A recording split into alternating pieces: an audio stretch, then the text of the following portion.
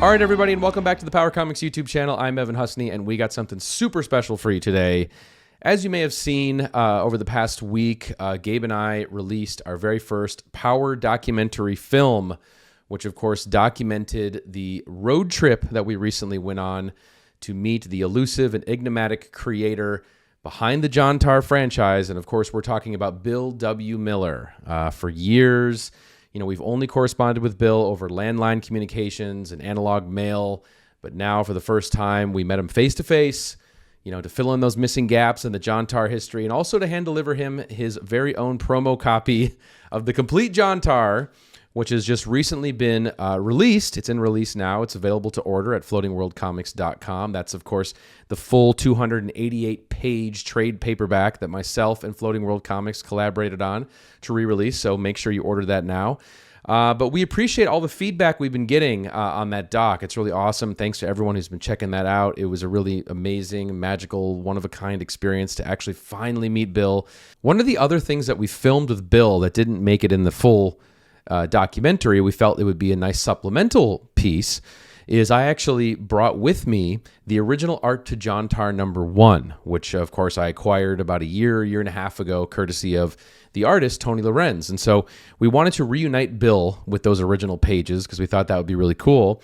And he sort of sat down with us and just in a very casual way, just went through each of the pages, went sort of panel by panel, and we just talked about various influences, sort of like a director's commentary track, if you will, to the first issue. So, but we wanted to take advantage of that, time we had with him. And so we sat him down. So this is much more of a looser, maybe a little less post-production, but a really cool casual chat with Bill, just kind of going through the first issue and seeing what memories hit going through the book. So that's what you're about to see. That's what this is, kind of a cool little companion piece to last week's video.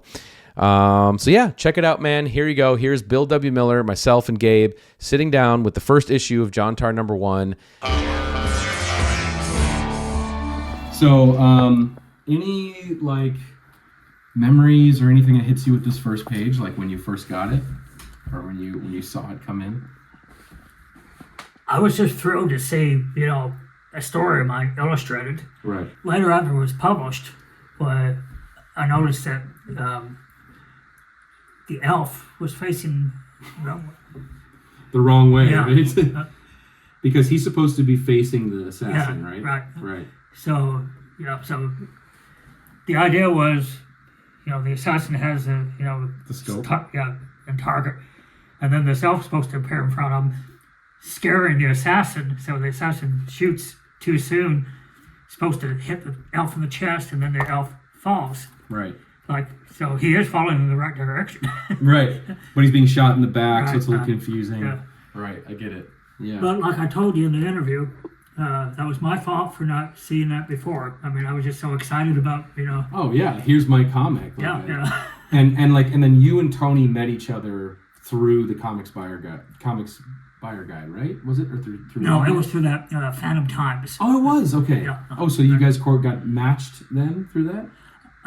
Yeah. I put it classified right in there, looking for artists, and he was one of the. There was a few people that responded, but he was the one that I chose. Wow. Oh, really? Okay. He did a character called Ramrod. No, not Ramrod. Battling Ram. I have that too. Yeah. Okay. I have that. And that was a sample that he sent me. Yeah. I liked it, and I liked his layouts, and I liked the city scape that he drew and everything. I thought, well, that'd be perfect for Jontar's mess with it. Wow. There you go. All right, so then this is this is a cool layout here, and the assassin now running down, not knowing, because is there two snipers now? Because there's one over here. Yeah, there was one going to be a backup. Yeah. In case the first one failed. Wow. I stole that idea from a Howard the Duck issue. Oh, okay. Did you guys ever? Am I taking up too much time? No. Okay. Never, Bill. Never. We're all the time. I'm old-fashioned. I forget he's doing this digitally. Yeah. I'm thinking, does he have enough film? Cut. We gotta change reels. Howard the Duck #8. Right. Came out in November of '76. There was an election year. Ford was running against Carter. Oh, yeah. And they did an issue where Howard was running for president. And so this was a special issue where he was on TV debating both of them. But anyway, there's assassins was all after Howard. Oh my god. And there was a scene where the first assassin failed, and then he was killed by another assassin. That it was all after the bounty on the stuff. Oh my god. And they gave all the posters was giving Howard the odds to win because he had the most assassination attempts. Oh wow. Wow, that's crazy. So this is what inspired that, the idea of that. Yeah. Wow. And then of course the guy comes down here, and this is the other assassin, or is it a different guy? I can't remember. Or he works for the other assassin, I think, is what it was. Yeah. I don't remember. I don't remember. But like I said, it's been years since It's been years. But yeah. You know more about it than I do. Yeah, I probably do. Yeah.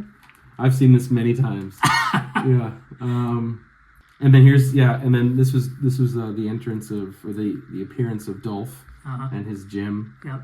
Right. Yeah.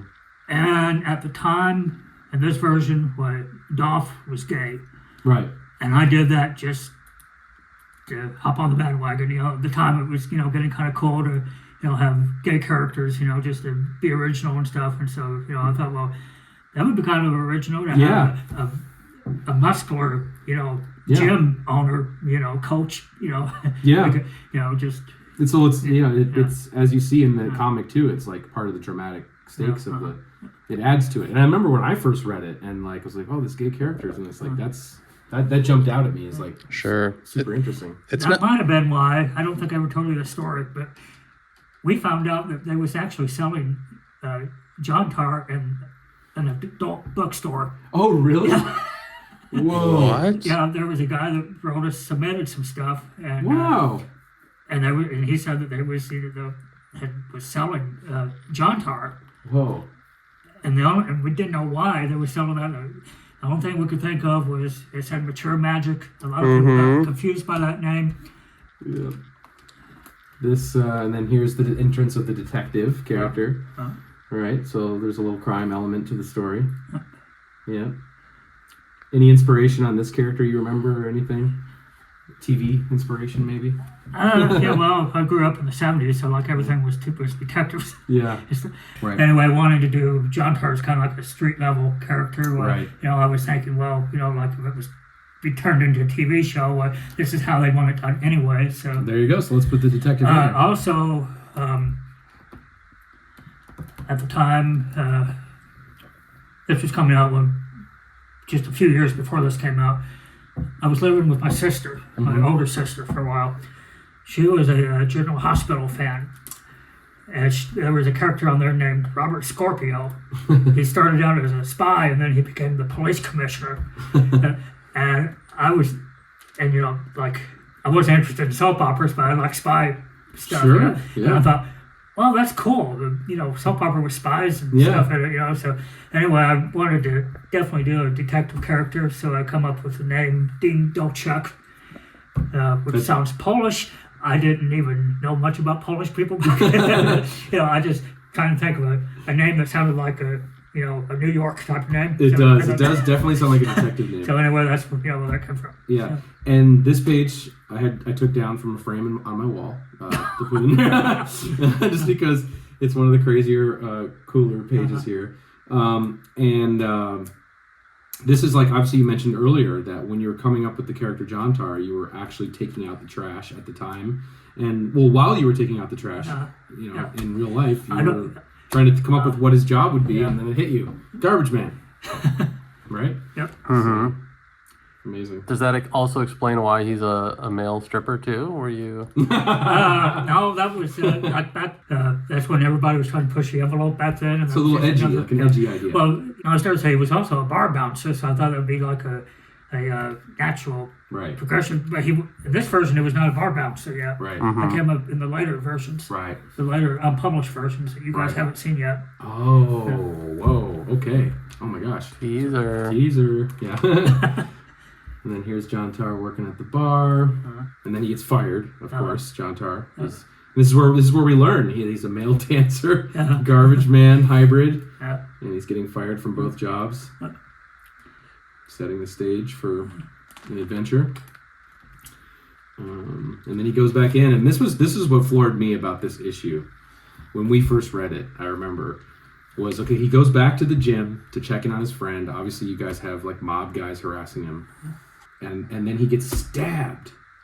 Jontar gets killed, on page 11. So I was like, where is this going? This is, like, already, like, 10 pages in. We've gone on quite a journey, I feel like. And I forgot that he got killed. Yeah. And then, years later, when I started to, look through him, and I'm thinking, hey, what's this? He's talking about he was dead for a while. Yeah. Because Yeah. I completely forgot, blanked all this stuff out of my mind. Yeah. Well, this is kind of why we like this comic, I think, is, like, this first issue, like, zips along, and it brings you on, like, an event. Like, by page 11, like, you've met him, and now he's dead. And one reason it zips along was because the way I wrote it, Yeah. at the time, I was just being myself. It was before I read a whole bunch of books about how to and, how you're supposed to. But Zip is good. It was like all the stuff I had absorbed over the years. Yeah. But that's what I was putting into it. Right. And I think that's why some of my later work kind of suffered, was because I was trying to too much do, like, Right. it was saying you should do it. Right, gotcha. Instead of following your instincts, yeah. But this, like, this is, we're, like, invested in the story big time by this point. And then this is, one of my favorite pages here. And then, of course, where he's got, big moral dilemma. I love how Tony's drawn this character, too. And then this was like, whoa. And I was a big Doctor Strange fan. Of course, this looks very much. Yeah, so that's how. Yeah.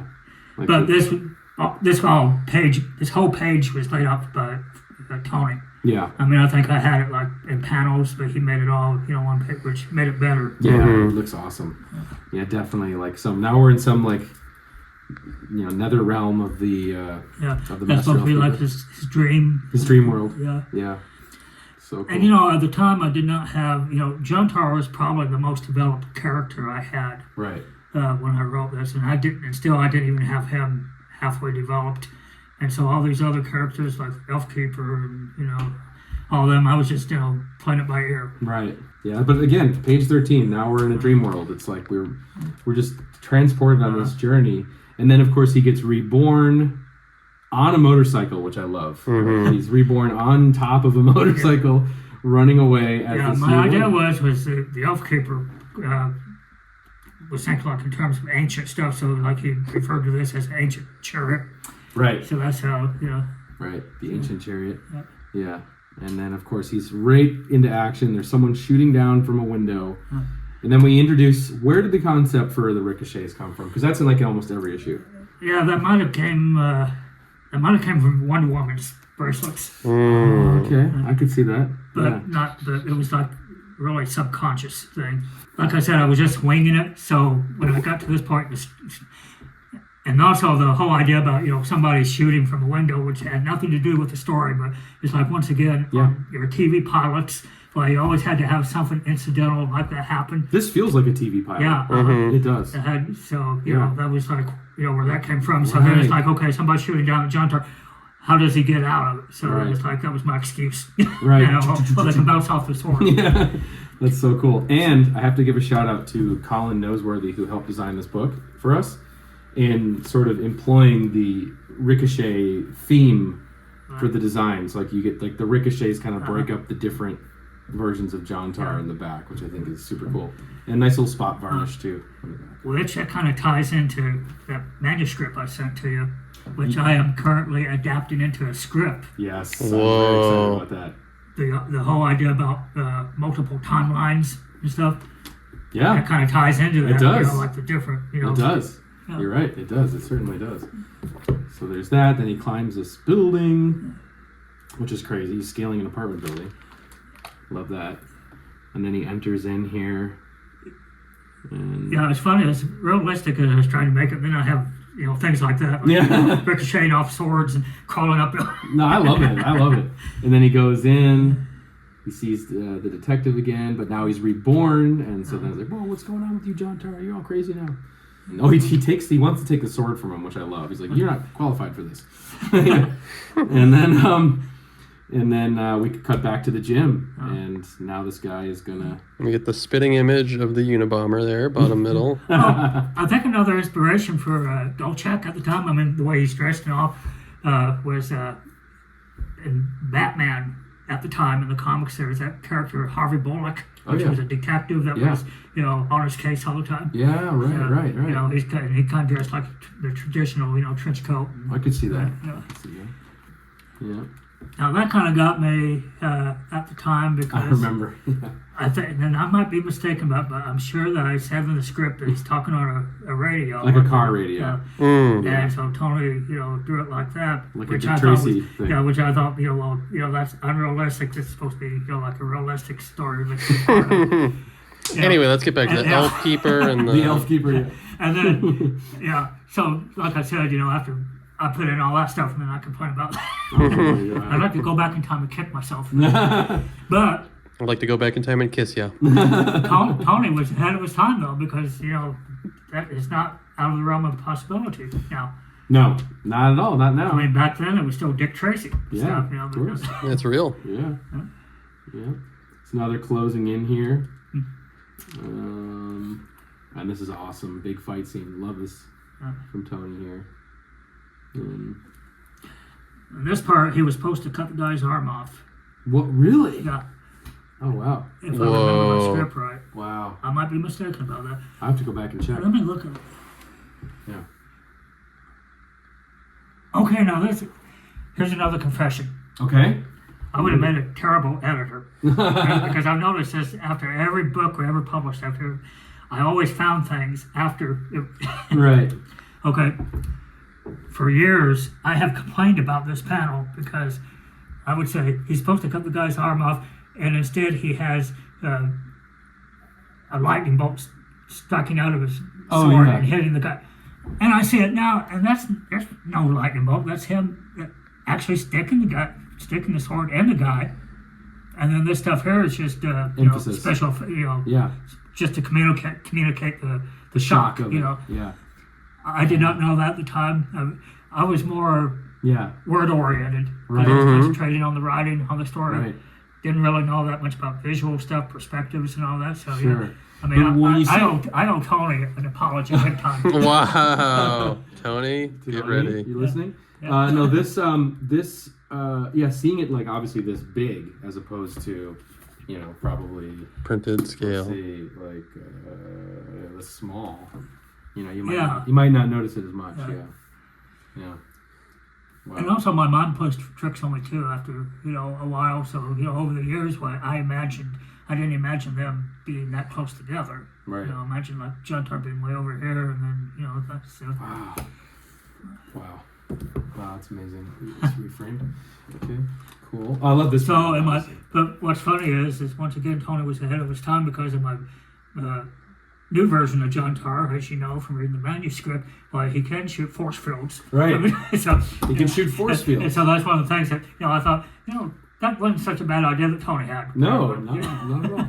And this is amazing. It's like one of my favorite panels. This is which of course, again, shout out we had to use for the opening. Yeah. Oh, that's where that came from. Yeah, love that. And then this is good here. I plead innocent. Dirk Benson's assassination.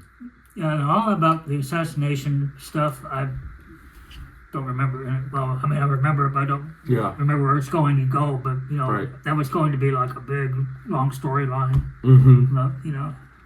Well, there is like a whole plot that eventually leads to like the Middle East and the sheiks and all that stuff. And this is great, cool. Yeah, very cool. My origin about bringing the sheiks into it was at the time in most of the comics where it was everything was anti-communist, anti-Russian stuff. Right. I wanted to do something different, and so I thought, well, why not bring sheiks into it? They're the ones that's raising gas prices and everything. Right. Wow. That's amazing. And then this splash is cool. And then this last part here, this last couple of pages, that was just kind of a setup for the next issue. Right. Who is this character again? I can't remember. Was his name Tom Roy? Yes. Yeah. Okay. You're right. I remember the name, but Maximilian Tom Roy, but I don't remember who he was. Yeah. Oh, I think he was a senator's son, and he was working with the Sheik. Yeah. Shows up in issue 2. Right. Yeah. Right. So, okay.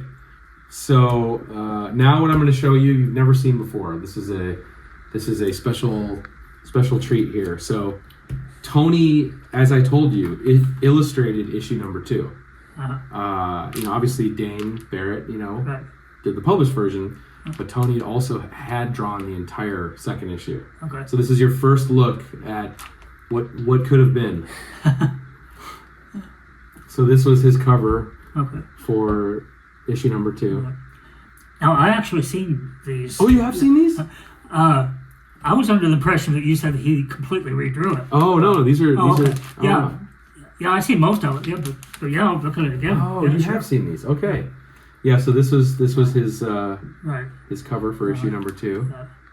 And it's very interesting to compare. So did Dane see these as well? Then, Yeah. you think? Oh, so he must have. That explains a lot. that. Yeah. Because we were wondering how if they just were interpreting the script in different ways. Well, but if he had seen these, then that makes a lot of sense. Okay.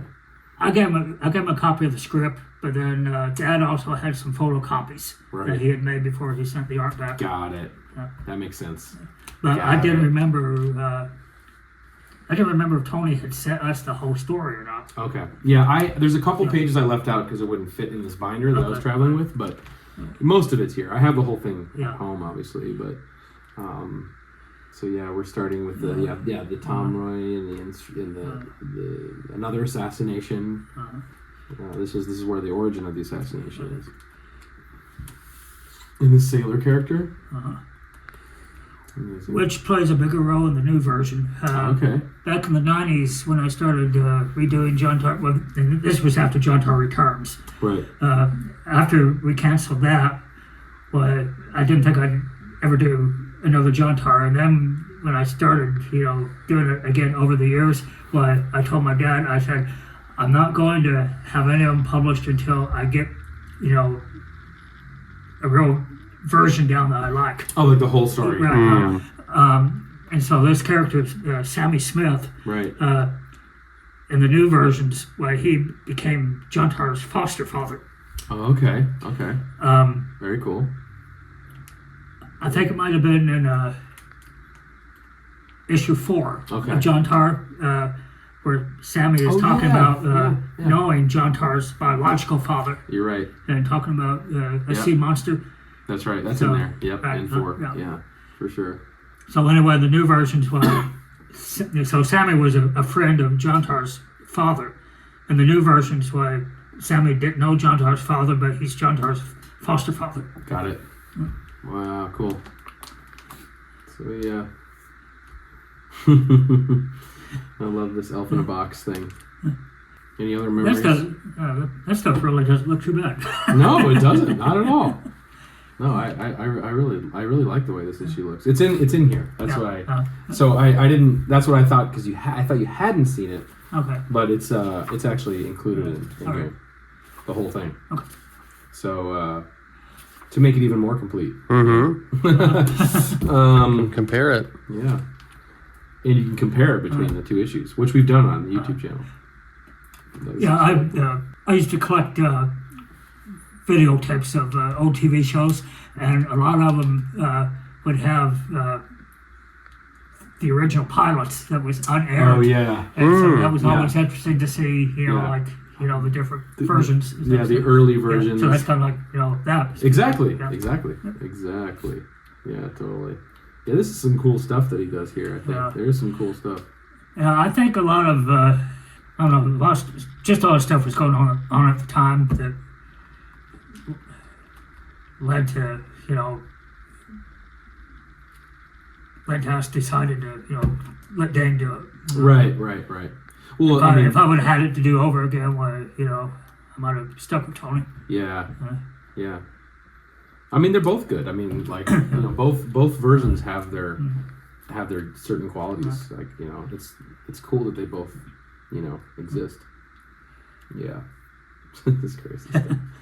Yeah, but it's all pretty dynamic. I think there is a big jump in the quality from this issue. There's the stuff that he's doing here is very dynamic. It's cool. I love the clouds and I love the water.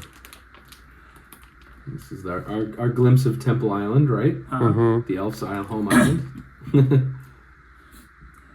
Where did the elf kind of thing come from? Like in terms of, because there's so many. I mean, Okay, so like, which it is strange because I was not a fantasy fan, so I was not, my ideas of elves were Keebler elves or Santa's elves. Right. Not like Lord of the Rings elves. Right. Yeah. Although I was a fan of The Hobbit. Yeah. But I didn't read the book, I just seen the cartoon, but that was of as far course. as I knew about it. That's why I didn't know that, in fantasy literature, why elves are usually tall, Right. like humans, it's like these all short. But, Right.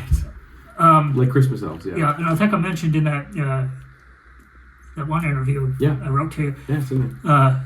there was a issue of the Defenders from the 70s, published by Marvel. Right. I don't know who the character was because I didn't collect it. It was just a single issue that I read, but it was an elf.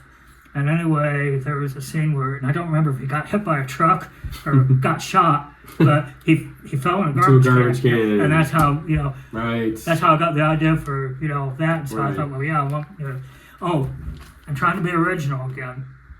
It's like the characters back then either got their powers from outer space aliens, Right. or Cosmic some gamma type rays. of accident, scientific accident. Right. I wanted to be original, so I thought, well, let's make a fantasy-based thing, elf. Got it.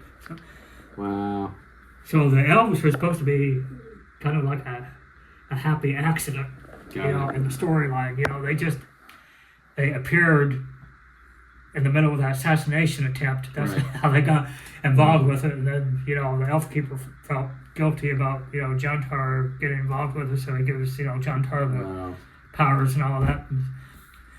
And one of my original ideas before number one was published was I thought I would like to go a few issues with Jontar wondering if the elves really existed or if that was just in his mind. And I was going to write it so that the readers would wonder that too. Ooh, If that's they- cool. Yeah, wonder. Whoa. Yeah. Wow, he's like hallucinating elves. Yeah. Wow, I like that. So maybe it's possible you hadn't seen this whole issue. Maybe he was late and sent you just a few to see. That's possible. Well, I think also, and this was after we started, doing business at that comic store, and Right. a lot of feedback we was getting there. Right. The guys Oh. did not really like it too much. Right, about his art So and it was stuff. like, it should be, more like this, more like that. Right. And then Dane being a local Right. hero. Sure. He was local, so you could just Yeah. communicate with him. I Locally. mean, I think everybody there around told, at the store, thought, well, yeah, this would be a good gig for him. And Right. so That makes sense. I'm not trying to blame everything on Dad, but I think maybe Dad and the owner of the store maybe got together. Maybe, Right. Right. And made that choice. Yeah. Wow. Yeah. I mean, here's Stacy coming back into the story. Yeah. That's cool. The spit is amazing. Yeah, that's very funny. Yeah, it's just really cool to see this. Like, because when we really got into this, into collecting Jontar and stuff, like when Tony was like, I guess I drew issue number 2 and I have no memory of drawing issue number 2. He does not remember drawing any of this. Wow. And then he's like, I found it. Remember that day? We were Yeah. like, oh my God, there's a whole separate It's like alternate version. Tony doesn't remember drawing any of it. Yeah. Bill doesn't remember writing any of it. Jontar came into being on its own. Yeah. I was going to say, I'm glad I'm not the only one that's losing my. Yeah. But, yeah, it's just really cool. Yeah. Yeah. Yeah, cool stuff. This is cool too. This is like Yeah. splash page of the island. And it is cool to see how like the different artists interpreted the same material. Yeah. But yeah, that really solves a mystery that Dane had seen this. Wow. And we did get a few letters from people that, complaining about that we switched artists. And I can see now why. Yeah. 'Cause, I mean, Yeah. Tony had kind of a more underground type. He did. Exactly. Definitely. Actually worked for the story. It did, Mhm. yeah. It does. Yeah. He has like a very unique style. He still does. Like he still has No, he this- did send us a few years later. He published a small press book Yeah. called Terra Firma or something. like that. Terra Firma. Futuro Tierra. Yeah. Yeah, okay. It's really Futuro cool. Tierra. And he did send Dad a copy of that. Oh, okay. And but anyway, I noticed that the main character looked an awful lot like, his version of Jontar. Well, he does have like a look, Yeah. with all of his characters are similar. Yeah. Yeah, Future of Tierra is really cool, actually. I think he's I'm going to self-published. tell you one more thing about Tony. Yeah. So in these later versions of Jontar that, I was working on throughout the years, he did not have the black jumpsuit. Because by that time I thought, what's he need a black jumpsuit for? Right. I think I might have been inspired originally by the Ghost Rider. Yeah. His jumpsuit maybe. And New York City Outlaws, probably. Right. Okay. Yeah. So anyway, I did away with the jumpsuit thing, and then when I watched your tribute The Hall of on Fame. YouTube, Yeah. on YouTube, and I seen that commissioned art that Tony did. Oh, And yeah. there's Jontar in that black uniform. Oh, yeah. My first reaction was, "Wow, he has really improved." Yes. Yeah. And then my second Yeah. reaction was, "That looks cool. That jumpsuit. Yeah. I have to find a way Bring to that back. incorporate that back into the story." Absolutely. Absolutely. You guys got to get the band back together. I know. I'm sure you. Well, that Yeah. is why. Yeah. See, I have an ulterior motive suit. Oh, good. That's why that in the back of your book there, Yeah. that I wrote, "Hey, if enough of you write the publisher, and Where is with it? interest, maybe the new version can see print." Yeah. Yeah, right here, right? The afterword. Yeah. Yeah. Love the afterword. Yeah. Because a great teaser here, too, because you're like, whoa, biogenetic implant where he can manifest as an alien weapon? Okay, I'm ready. you know? Yeah. So. Oh, and I got to tell you, although the new script that I've been working on, it's the same story as the manuscript that I sent you, Yeah. but it's 100 times better Okay. because I edited it down quite a bit. Oh, good. Cool. I changed Wow. some things, and Okay. I took some things out of it, but I clarified other things. And, Nice. I mean, I got to see that. Send me the new version. so I will. Yeah, definitely. My plan was to send you the new version plus a pitch for it that maybe you could send to These Jason. guys. Is that his name? Yeah, Jason. Yeah, definitely. So here's that newspaper article Okay. that we also included in here because it's just so cool Oh. to see. Because this is you guys Right. at this comic store, right? Yep. That was the story that I told. That was Dad. That was me. That was Dane. Yeah. That was a customer. Buying a Jontar, right? Yeah, uh-huh. Yeah. Wow, amazing. So did it really sell 25,000 copies? I don't know how many it sold. Right. That might have been the print run. Right. Yeah. Print run. That's probably what it was. As you probably know from that, Yeah. my dad was kind of Yeah. I wouldn't say that he. I don't want to call him a liar. Yeah. But I think he misrepresented things. Sure. You gotta sell some books. By accident, though. Yeah. So that's like Yeah. when we started. Right. When we started adding that single color Right. on the original book, Right.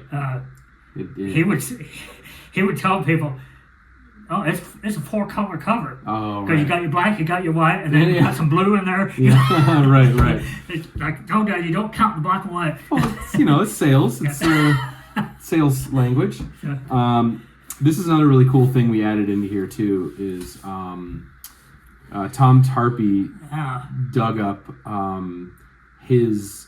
He didn't finish it, but it's like a handful of pages of his version of Jontar Returns #3. So this you've probably never seen. No. Yeah, so this is, he started it and then didn't finish it. But here is his version of this story. The This Is Your Life issue, right? The psycho test. Well, no, I can already see that he's improving from the first couple of issues. Totally. Yeah, absolutely.